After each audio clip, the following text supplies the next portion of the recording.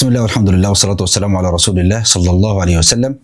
قال ابن القيم رحمه الله تعالى في كتابه الفوائد: ليس العجب في قوله يحبونهم، وإنما العجب في قوله يحبهم. ذكرنا أن هذه الفائدة تدور حول قول الله سبحانه وتعالى: يا أيها الذين آمنوا من يرتد منكم عن دينه فسوف يأتي الله بقوم يحبهم ويحبونه أذلة على المؤمنين أعزة على الكافرين يجاهدون في سبيل الله ولا يخافون لومة لائم ذلك فضل الله يؤتيه من يشاء والله واسع عليم. ابن القيم رحمه الله تعالى في كتابه مدارج السالكين عند كلامه عن منزلة المحبة ذكر 10 أسباب. هذه الأسباب تجلب محبة الله للعبد، تجلب محبة الله، يعني ربنا هو اللي يحبك، مش إن أنت تحب ربنا لأن حبنا لله هذا حب طبيعي، لأن الله عز وجل أهل لأن يحب، لكن أن يحبك الله عز وجل فهذا هو المقام العالي الذي ينبغي لكل صاحب همة عالية أن يرنو إليه. فابن القيم رحمه الله تعالى ذكر 10 أسباب. هذه الأسباب إن حافظ عليها العبد أو فعلها العبد أو كان من أهلها جلبت له محبة الله عز وجل، يعني كان ممن أحبهم الله، ومن أحبه الله سبحانه وتعالى سعد في الدنيا والآخرة. وأسأل الله سبحانه وتعالى أن يجعلنا وإياكم ممن أحبهم ورضي عنهم، ولي ذلك والقادر عليه. ذكرنا قبل ذلك 4 أسباب من الأسباب التي تجلب محبة الله عز وجل للعبد، والليلة إن شاء الله سبحانه وتعالى سنتكلم عن السبب الخامس والسادس لارتباطهما ببعض. وأظن والله أعلم أن باقي الأسباب ال10 كل سببين مرتبطين ببعض، فإن شاء الله سيكون يعني الدروس فيما نستقبل كل درس فيه يعني سببان من الأسباب التي تجلب محبة الله سبحانه وتعالى للعبد. قال ابن القيم رحمه الله تعالى: والسبب الخامس هو مطالعة القلب لأسمائه وصفاته ومشاهدتها ومعرفتها وتقلبه في رياض هذه المعرفة ومباديها، فمن عرف الله بأسمائه وصفاته وأفعاله أحبه لا محالة. والسبب السادس قال: مشاهدة بره وإحسانه وآلائه ونعمه الباطنة والظاهرة، فإنها داعية إلى محبته.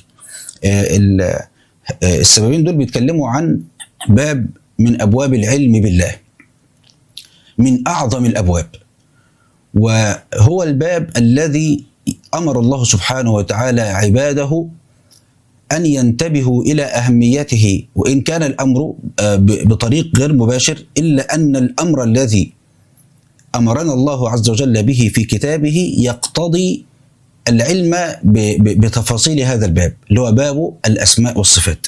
قال الله سبحانه وتعالى: ولله الأسماء الحسنى فادعوه بها. ربنا سبحانه وتعالى يحب أن يدعى بأسمائه وصفاته سبحانه وتعالى، والعبد كلما تعلم عن أسماء الله عز وجل وصفاته وقرأ في معانيها وآثارها كلما وفق لاستخدام كل اسم وكل صفة في الموضع المناسب له.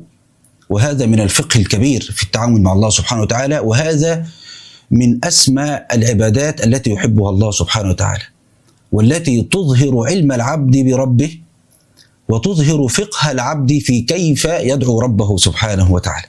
يعني مثلا لما أنت مثلا تحتاج إلى مال وتسأل الله سبحانه وتعالى باسمه الغني، هل هذا أفضل ولا لما تسأل الله سبحانه وتعالى باسمه القوي؟ أيهما أفضل؟ الغني. ليه؟ لمناسبة الحال. الإنسان لما يكون مريض يسأل الله سبحانه وتعالى باسمه الشافي ولا يسأله باسمه الغني؟ يسأله باسمه الشافي. هذا يناسب الإيه؟ يناسب الحال.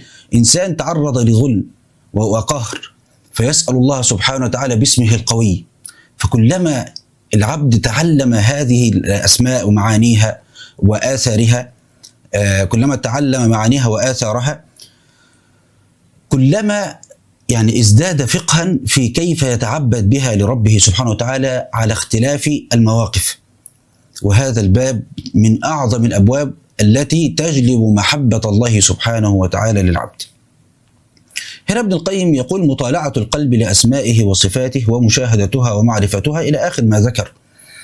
احنا ذكرنا ان السببين دول بيدوروا حول الأسماء والصفات، إن العبد يهتم بمعرفة الأسماء والصفات، معرفة أسماء الله عز وجل وصفاته. ربنا سبحانه وتعالى قال: الله لا إله إلا هو له الأسماء الحسنى. فربنا سبحانه وتعالى له الأسماء الحسنى والصفات العلى سبحانه وتعالى. وربنا سبحانه وتعالى في القرآن يعني يذكر كثيرا أسماءه وصفاته، لا سيما في خواتيم الآيات.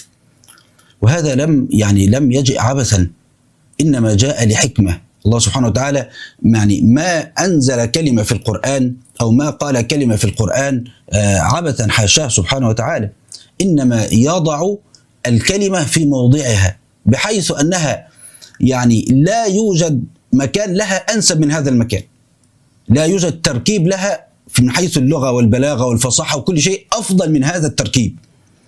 يعني كان من الشيء بشيء يذكر، يعني من اللطائف التي تذكر في تراكيب القرآن أو في مفردات القرآن والدقة في استخدامها، مثلا قول الله سبحانه وتعالى، وده يعني هنطلع كده للفائدة ونعود تاني إلى الدرس. يعني ربنا سبحانه وتعالى قال: وجعلنا الليل والنهار آيتين فمحونا آية الليل وجعلنا آية النهار مبصرة إلى آخر الآية.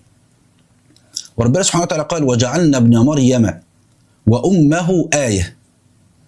لو انت حطيت الايتين دولت يعني واحده فوق واحده او واحده تحت واحده مش هتفرق يعني، وشفت التركيب بتاعها: وجعلنا الليل والنهار آيتين.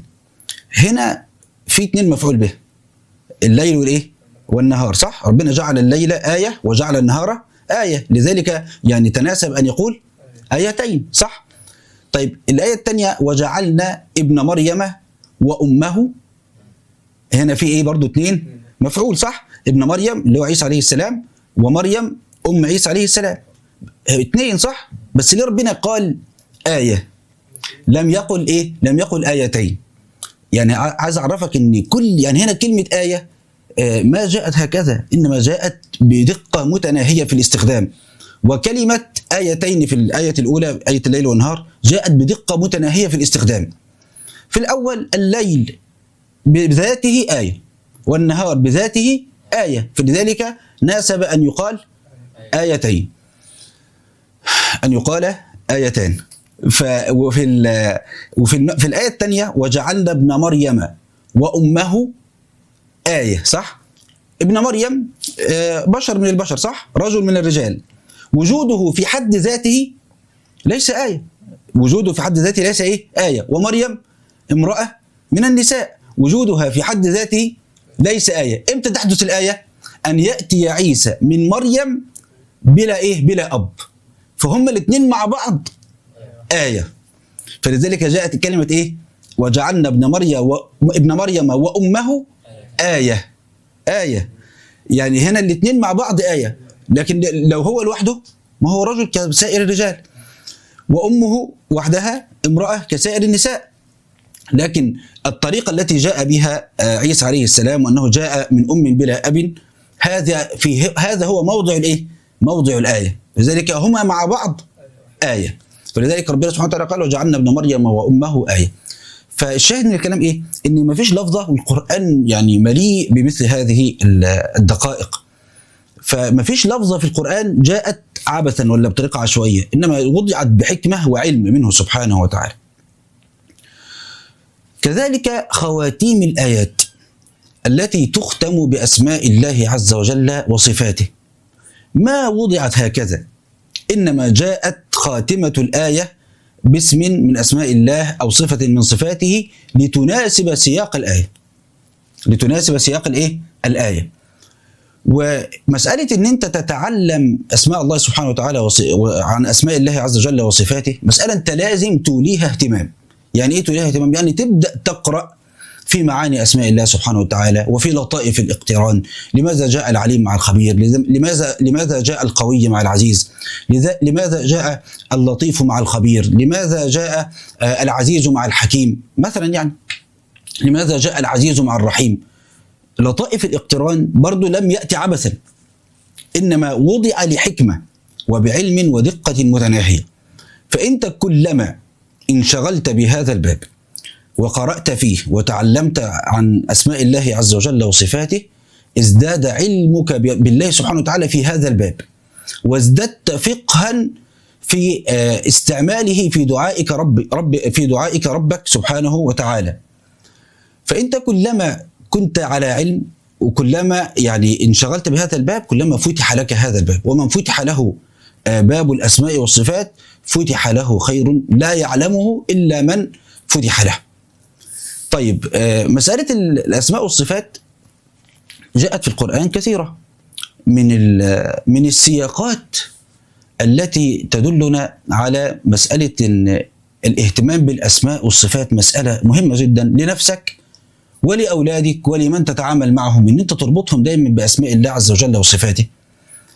هذا الأمر كان من هدي الأنبياء، ومن هدي الأنبياء ما جاء في سورة يوسف، وهي التي قال عنها سبحانه وتعالى: نحن نقص عليك أحسن القصص.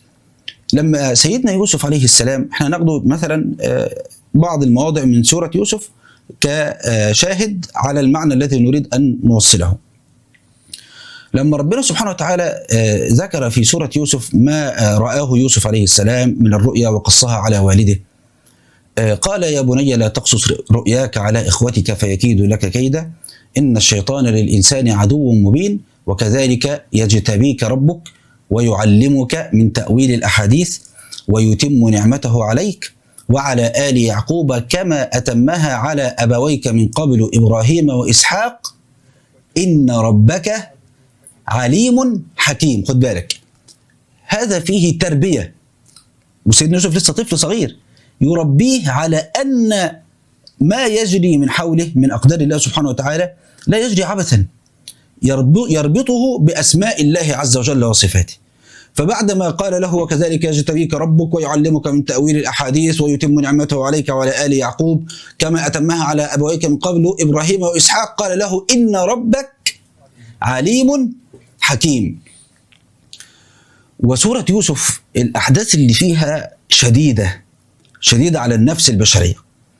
لو لم يكن عند العبد علم بالله وبأسمائه وصفاته، علم راسخ حتى يتجاوز به سوء الظن الذي ربما قذفه الشيطان في قلب العبد وهو يقرأ سورة يوسف، لو لم يكن عند العبد علم راسخ ربما تورط في سوء الظن بالله سبحانه وتعالى. وإن كان عنده علم راسخ عاش كما عاش يعقوب عليه السلام مع هذه المحنة وقلبه ممتلئ بالإيمان. هنا ربنا قال: إن ربك عليم حكيم. الله سبحانه وتعالى من أسمائه العليم، وصفة العلم صفة لله سبحانه وتعالى. الإنسان ولله المثل الأعلى، يعني مثال للتقريب، يعني ممكن يكون عليم، يعلم مثلا مسائل في فن من فنون العلم، ولكن ليس بحكيم. الحكمة هي وضع الشيء في موضعه، وضع الشيء في موضعه. ممكن يكون إنسان عنده علم لكن لا يحسن استخدام العلم، وما هو ما يسميه العلماء بسياسة العلم. بسياسة الايه؟ بسياسة العلم، اللي هو ايه؟ اللي هو ان انت تعرف امتى تتكلم، امتى تسكت، امتى تنصح، امتى لا تنصح، امتى تفصل في المسألة، امتى يعني لا تفصل وتجمل الكلام. هذا يحتاج الى ايه؟ حكمة. فممكن يكون في حد عليم وليس بحكيم، فيستخدم علمه في غير الموضع الذي ينبغي ان يستخدم فيه. الله سبحانه وتعالى وله المثل الأعلى، عليم حكيم، فيقدر الأشياء بعلم ويضعها في مواضعها بحكمة. يعني ما فيش شيء عبثي، كل شيء ربنا سبحانه وتعالى قدره لك في حياتك قدره بعلم وحكمة. يعني ايه؟ يعني ممكن تقول لنفسك: هو ربنا يعلم مثلا، يعني يعلم أن الدين يصيب الإنسان بالهم، طب ليه ربنا سبحانه وتعالى يبتليني بالدين مثلا؟ يعني هو يعلم سبحانه وتعالى أن الدين يصيب العبد بالهم، ولكن لما ابتلى عبده بالدين ابتلاه بحكمة. ابتلاه بإيه؟ بحكمة. وهو يعلم أنه سبحانه وتعالى في هذا التقدير لهذا العبد تمام الإيه؟ تمام الخير.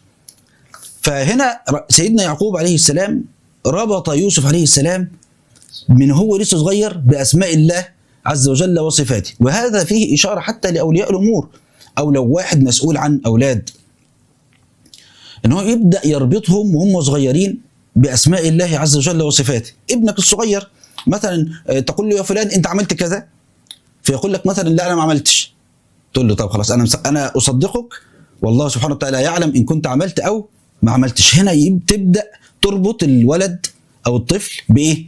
بالله عز وجل ومراقبة الله عز وجل من خلال أسمائه وإيه؟ وصفاته. من الأمثلة المشهورة جدا ما يذكر في الآثار، يعني أن رجلا خلى بامرأة ليفجر بها ليزني بها، فلما خلى بها وهم بها قال لها لا يراني ويراك إلا الكواكب. إلا الإيه؟ الكواكب يقصد بها النجوم. فقالت له فأين مكوكبها؟ يعني أنت فين مكوكبها؟ ومن الأمثلة برضو المشهورة إن في مدرس أعطى الأولاد ورقة يكتبوا فيها شيء معين، ولكن أوصاهم إن هم يكتبوها أو شيء يأكلوه مثلا، مش متذكر المثال، يعني شيء يأكلوه أو شيء يكتبوه، ولكن بشرط أن يكتبوه أو يأكلوه في مكان لا يراهم فيه أحد. المهم الطلبة الأولاد كان يوم كله كتب أو أكل فهم وكله راح ما عدا طفل واحد. فقال له يا فلان أنت ليه ما كتبتش أو ليه ما أكلتش؟ قال له أنت قلت لي ما روح في مكان حيث لا يراك أحد، وما من مكان أذهب إليه إلا والله عز وجل يراني فيه. شفت التربية هنا أثرها عامل إزاي؟ تربي المراقبة في نفس الطفل وهو لسه صغير، فينشأ على هذا الحال، ينشأ متعلق القلب بالله سبحانه وتعالى، يتعلم آثار صفات الله سبحانه وتعالى ويستخدمها في مواضعها. فسيدنا يعقوب يغرس هذا المعنى في نفس يوسف عليه السلام وهو صغير، إن ربك عليم حكيم. يعني إيه؟ يعني هو هيعطيك أشياء ويجتبيك وهيعلمك وهيمن عليك كما من على أبويك من قبل إبراهيم وإسحاق. هذه المنن من الله سبحانه وتعالى مش اعتباطا، هذا عطاء بعلم وحكمة. والله سبحانه وتعالى كما يعطي بعلم وحكمة يمنع بعلم وحكمة ويبتلي بعلم وحكمة. فأنت لما تتعلم أن الله عز وجل عليم حكيم تستخدم آثار هذا في كل حال، في السراء وفي الضراء. سيدنا يوسف مرت الأيام وعد بمحنة رهيبة التي ذكرها الله سبحانه وتعالى في سورة يوسف. وفين لما سيدنا يوسف عليه السلام مكن الله عز وجل له وجمع عليه يعني شمله، وجاء أبوه يعقوب وجاءت أمه وإخوته. سيدنا يوسف تذكر بداية أمره، قال يا أبت هذا تأويل رؤياي من قبل. لم يقل وقد جعلها الله حق. هو في الأول قال له إيه؟ إن ربك، صح؟ شوف الألفاظ، قال وقد جعلها ربي حقا. بعدين قال إن ربي وأحسن بي إذ أخرجني من السجن وجاء بكم من البدو من بعد أن نزغ الشيطان بيني وبين إخوتي. وبدأ هنا يظهر أثر التربية الإيمانية في باب الأسماء والصفات. قال إن ربي لطيف لما يشاء، إنه هو نفس الاسمين، إنه هو الإيه؟ العليم الحكيم. بس خد بالك فيه هنا هو زود حتة، قال إن ربي إيه؟ لطيف لما يشاء. خد بالك هنا في استخدام بديع، قال لطيف لما يشاء. اللطيف من أسماء الله سبحانه وتعالى، ومعناه الذي يدبر لعباده ما يصلحهم في خفاء وستر. شفت هنا سيدنا يوسف ليه استخدم لطيف لما يشاء؟ هو شاء بيوسف الخير، شاء به الرفعة في الدين والدنيا. ولكن شوف الأحداث اللي فاتت، أحداث ظاهرها يعني بعيدة كل البعد عن النهاية. يعني الأول شيء يلقى في الجب في البئر، وبعد كده يستخرج من البئر ويباع رقيقا، ويباع بيع الرقيق، وبعد كده يذهب إلى القصر ويحصل المشكلة اللي بينه وبين امرأة العزيز ويسجن، ويمكث في السجن بضع سنين كما قال الله سبحانه وتعالى. شوف كل كده بيبعد، ولكن ربنا بيلطف بيه. اللطيف يعني ايه؟ يدبر له في خفاء وستر، هو مش على باله هذا التدبير، يلطف به سبحانه وتعالى في خفاء وستر، لطيف لما يشاء. يعني أن الله عز وجل إذا شاء شيئا دبر أسبابه في لطف، في خفاء وستر، حتى وإن كنت أنا مش شايف كده، وحتى وإن ظهر لي غير ذلك أو ظهر لي عكس ذلك كما حدث مع يوسف عليه السلام. هو بالنسبة له كل المعطيات الموجودة حاليا يعني بعيدة كل البعد عن أنه سيكون له شأن.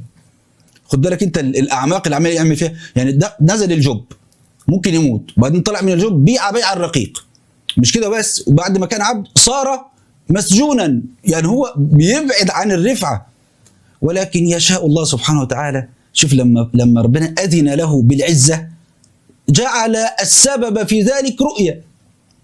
يعني سبحان الله كما يقول بعض أهل العلم: فلم يرسل الله عز وجل ملكا ليهدم عليه جدار السجن أو يكسر أقفاله أو يقتل الملك.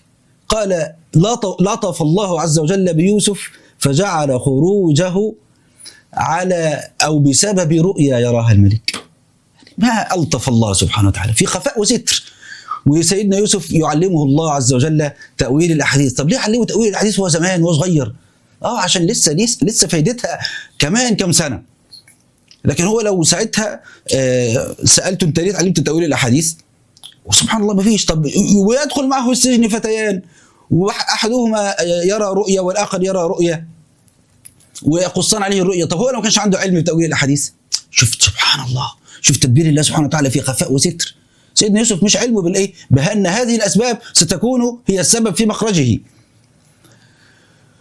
فهنا سيدنا يوسف يقول: إن ربي لطيف لما يشاء إنه هو العليم الحكيم. شفت الأثر؟ أثر الإيه؟ أثر التربية على أسماء الله عز وجل وصفاته. وهذا في القرآن كثير. يعني بس احنا ذكرنا هذا الموضع للإيه؟ للإشارة. لكن أنت لو حبيت تتتبع مواضع الأسماء والصفات في نهايات الآيات في القرآن، ده باب مستقل من أبواب العلم، وباب يعلي من إيمان العبد. ومش كده وبس، ده كلما ازددت علما بمعاني الأسماء والصفات كلما ازداد تأثرك، وكلما زاد إيمانك بما تقرأ وبما تعلم وترى من خواتيم الآيات. يعني مثلا مثال آخر في سورة الذاريات، يقول سبحانه وتعالى: وما خلقت الجن والإنس إلا ليعبدون ما أريد منهم من رزق وما أريد أن يطعمون إن الله هو الرزاق. صح؟ ذو القوة المتين. السؤال: ممكن واحد لو قرأ سياق الآية كده وقال: ما أريد منهم من رزق وما أريد أن يطعمون إن الله هو الرزاق ووقف، مش كان المعنى يعني يوصل بهذا الوقف إن الله هو الرزاق؟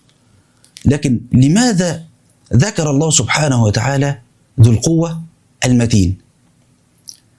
الرزاق هو الذي ضمن لجميع خلقه رزقهم. قال سبحانه وتعالى: وما من دابة في الأرض سبحان ربنا إلا على الله رزقها. سبحان الله.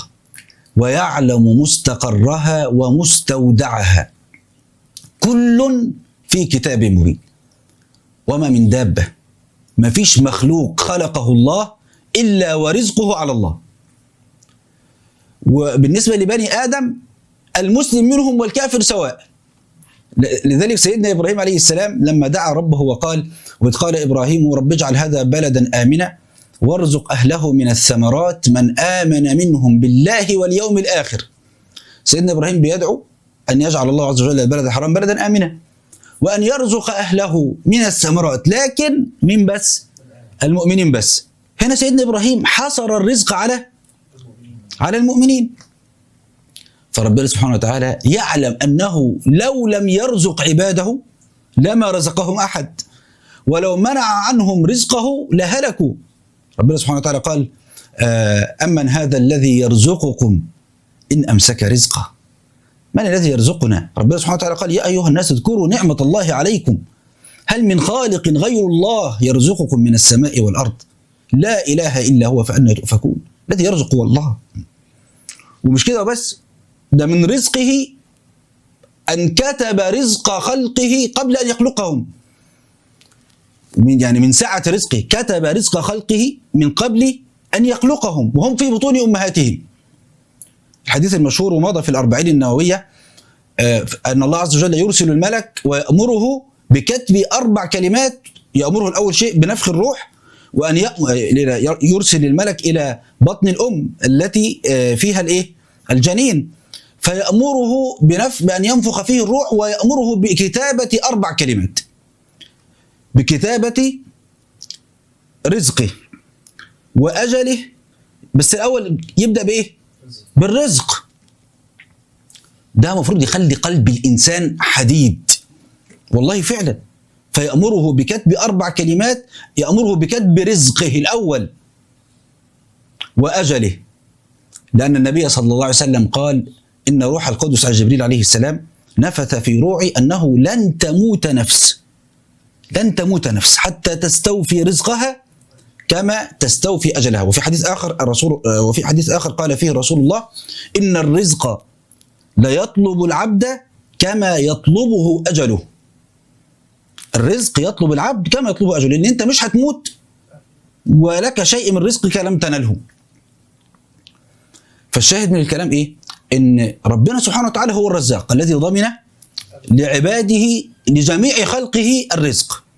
فلو قال سبحانه وتعالى ما أريد منهم من رزق وما أريد أن يطعمون إن الله هو الرزاق، وانتهى الكلام على كده، خلاص المعنى إيه؟ المعنى وصل صح؟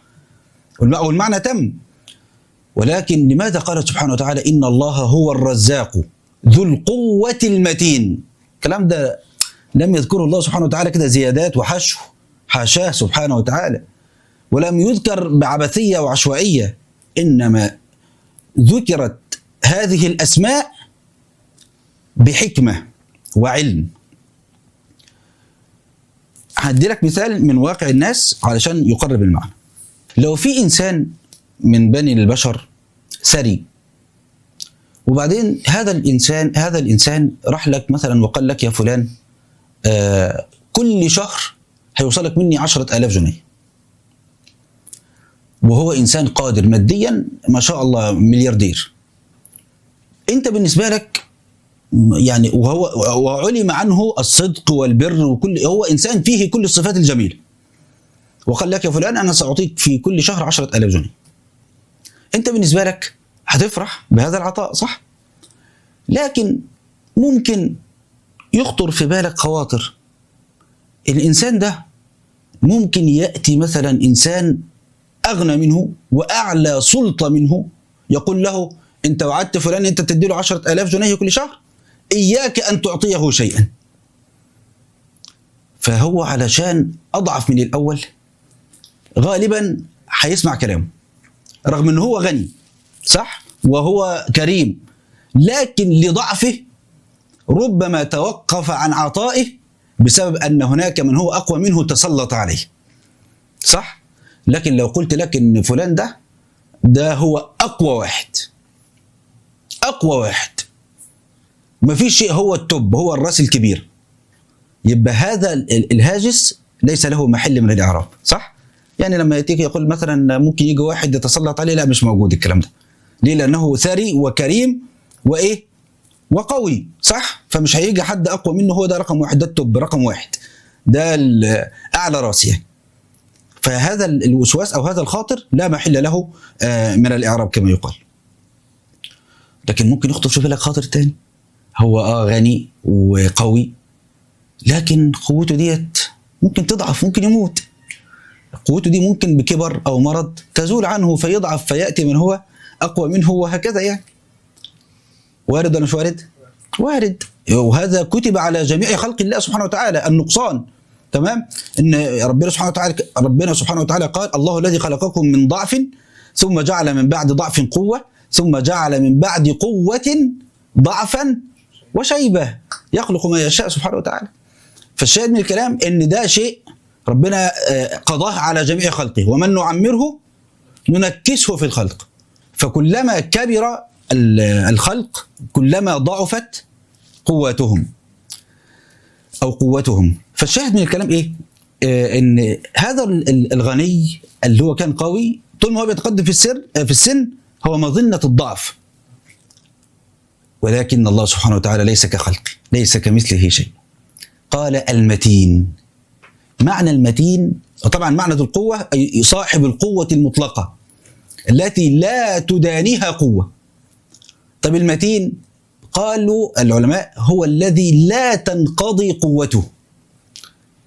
يعني ربنا الرزاق ذو القوة المتين، يعني ما تخافش، قوته باقية، قوته باقية، له الصفات العلى سبحانه وتعالى، له الأسماء الحسنى والصفات العلى جل وعلا. فلذلك لما تعلم أن ربك هو الرزاق لو أراد أن يوصل إليك رزق فهو أغنى الأغنياء، ولا يستطيع أحد أن يمنع عنك رزقا كتبه الله لك، لأن الله هو القوي. ثم في ذلك الله عز وجل هو المتين الذي لا تنقضي قوته، بل أنت أيها المخلوق ستفنى وقوة الله باقية، لأن الله عز وجل هو الحي الذي لا يموت، وهي من صفات الله سبحانه وتعالى. فالإنسان إذا تأمل المعاني دي، أنت تقرأ كده إن يعني ساعات كده الواحد إيه يعني يفكر يقول أصل ممكن هذا شيء ينقطع، أو ممكن شيء. هو من الذي يعطيك؟ من الذي يرزقك؟ من الذي يعني يتولى أمرك؟ هل هو واحد من البشر تجري عليه يعني ما يجري على البشر، أو يجري عليه ما يجري على البشر من النقص وتقلب الأحوال؟ ولا الذي يتكفل بأمرك وبأمورك هو الله سبحانه وتعالى الذي ليس كمثله شيء؟ أيوة، هنا ربنا لما وضع هذه الأسماء في هذا الموضع حتى يبين من خلقه سبحانه وتعالى ولا يساويه أحد في هذا. قال سبحانه وتعالى إن الله هو الرزاق ذو القوة المتين. هذه ليست لأحد من خلقه، هذه لله سبحانه وتعالى. أما غير الله سبحانه وتعالى من خلقه فربما قال أحدهم أنا الذي أرزق فلان. أيوة، بس هناك من هو أقوى منك يستطيع أن يمنعك عن إعطاء فلان. لا، أنا أقوى منه. أيوة، بس هذه القوة ستنقضي أيها المسكين. فليس كمثله شيء سبحانه وتعالى. فتخيل كده المعاني ديت وانت بتقرأ كده في القرآن، هذا يزيد من حبك لله ومن إقبالك عليه ومعرفتك به سبحانه وتعالى. والعبد إذا أقبل على الله سبحانه وتعالى بهذا العلم، الله عز وجل يحب أهل العلم به. من فضل أهل العلم على الله سبحانه وتعالى أنه ذكر شهادتهم على وحدانيته، فقال سبحانه وتعالى شهد الله أنه لا إله إلا هو والملائكة وأولو العلم.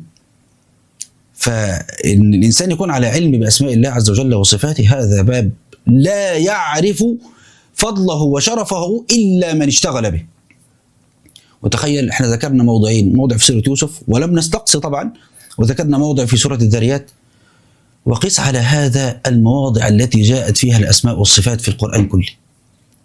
من هذه المواضع أيضا مثلا ولو بسط الله الرزق لعباده لبغوا في الأرض ولكن ينزل بقدر ما يشاء إنه بعباده خبير بصير. سبحان الله. قال سبحانه وتعالى ولو بسط الله رزق لعباده لبغوا في الأرض. يعني لو ربنا أعطى كل إنسان مسألته، في من عباد الله سبحانه وتعالى من سيطغى بهذا العطاء، ولكن ينزل بقدر ما يشاء. يعني يبسط لهذا الرزق ويقدر على هذا، يعني يضيق عليه الرزق، يبسط لهذا لأن الغنى هو الذي يصلحه أو اختبارا منه سبحانه وتعالى، ويقدر الرزق يعني يضيق الرزق على فلان هذا لأن الغنى يطغيه ولا يصلحه إلا الفقر. خبير بما يصلحهم بصير بأحوالهم. بصير بحالك سبحانه وتعالى، ولكنه خبير بما يصلحك فيعطيك ما يصلحك. وهكذا في كل الآيات التي فيها أسماء وصفات.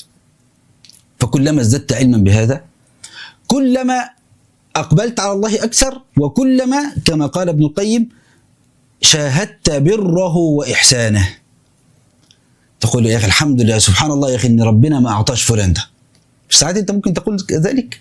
ليه؟ لما ترى إن ربنا سبحانه وتعالى منع عن فلان، فاهم؟ وأنت تعلم إن فلان ده لو كانت معه الدنيا لبغى وطغى. فأنت كعبد بتلمس الحكمة من منع الله عز وجل لفلان ده، أنت كعبد، وتبدأ ترى أثر الأسماء والصفات في جميع تقديرات الله سبحانه وتعالى. فلذلك ابن القيم قال في السبب السادس، قال: مشاهدة بره وإحسانه وآلائه ونعمه الباطنة والظاهرة. ان انت تبدأ تنظر للكون نظرة مختلفة خالص. يعني ليه ربنا ابتلى فلان؟ ليه ربنا أعطى فلان؟ وأنا ذكرت موقف قبل ذلك وأذكره للفائدة. كنت في سنة من السنين أتكلم عن معنى قريب من هذا، يعني معنى فيه كيف أن الله عز وجل، أو لماذا أن الله عز وجل يعطي فلان ويمنع فلان، وأن الله عز وجل لا يعطي إلا بحكمة ولا يمنع إلا بحكمة سبحانه وتعالى، وعلى العبد أن يرضى ويصبر ويأخذ بالأسباب. كنت مرة أتكلم في درس من الدروس على هذا المعنى يعني. وكان في حد في المسجد منتبه ومركز على الآخر يعني، وأنا شايف كده يعني في وجوه الناس اللي في الدرس، أنا شايفه مركز يعني. وبعد الدرس ما خلص جاءني هذا الشاب، يعني شاب كبير في السن، يعني مثلا 40 سنة أو كده. فقال لي كده بالحرف الواحد، قال لي: يا شيخ، هو ربنا فقير إن هو يعطيني معزة أضحي بيها؟ يعني ربنا خلاص يعني الخزائن بتاعته نفدت على أضحية للمسكين اللي زي يضحي بيها؟ هو ربنا فقير علشان ما يعطينيش معزة أضحي بيها؟ فقلت له: لا، ربنا هو الغني طبعا سبحانه وتعالى، ولكن هو غناه بحكمة. يعني إيه؟ يعني يعطي العبد ما يصلحه. ورحت مرة واحدة رحت سأله سؤال مباغتة، فجئت بالسؤال، قلت له: طب أنا هسألك سؤال وأستحلفك بالله إنك تصدقني فيه. فقال لي: والله هجاوبك بصراحة. قلت له: بالله عليك، لو ربنا أغناك قبل أن تخرج من المسجد وأعطاك فلوس اللي أنت عاوزها، مش هتطلع بره. وطبعا أنا كان لي نظرة في الشخصية، في شكل الشخص اللي قدامي يعني. غلب على ظني إن هو بيتعاطى مخدرات أو كده. فقلت له: بالله عليك، لو ربنا أغناك قبل أن تخرج من المسجد، مش هتطلع تشتري حشيش ومش عارف ايه وتشرب؟ قال لي: والله حصل، والله أنا هخرج هشتري وهمتع نفسي. قلت له: سبحان الحكيم الذي منعك. قلت له: تخيل إن ربنا منعك رحمة بك، ولو بسط الله الرزق لعباده لبغوا في الأرض. يعني أنت أول شيء خطر في بالك إن أنت تطلع تشتري مخدرات، لا معزة ولا القصص دي. يعني الموضوع بالنسبة لك ده دخلة شيطان ونفسك الأمارة بالسوء. لكن ربنا سبحانه وتعالى لا يعطي إلا بحكمة ولا يمنع إلا بحكمة.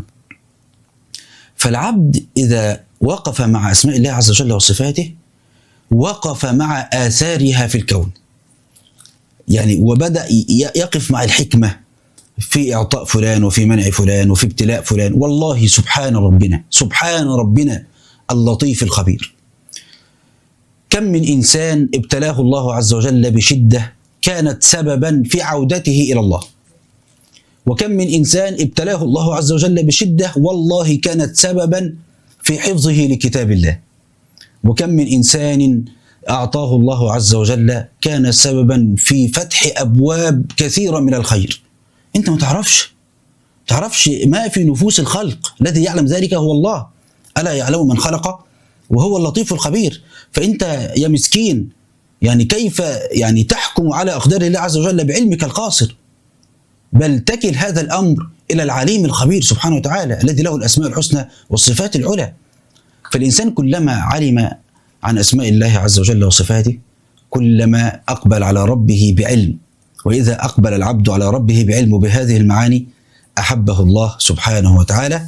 كلام طبعا عن الأسماء والصفات يطول لعظم هذا الباب وعظيم فضله، ولكن أسأل الله سبحانه وتعالى أن يبصرنا وإياكم بما ينفعنا، وأن ينفعنا بما علمنا، وأن يزيدنا علما، إنه ولي ذلك والقادر عليه. وإلى لقاء جديد، والحمد لله رب العالمين.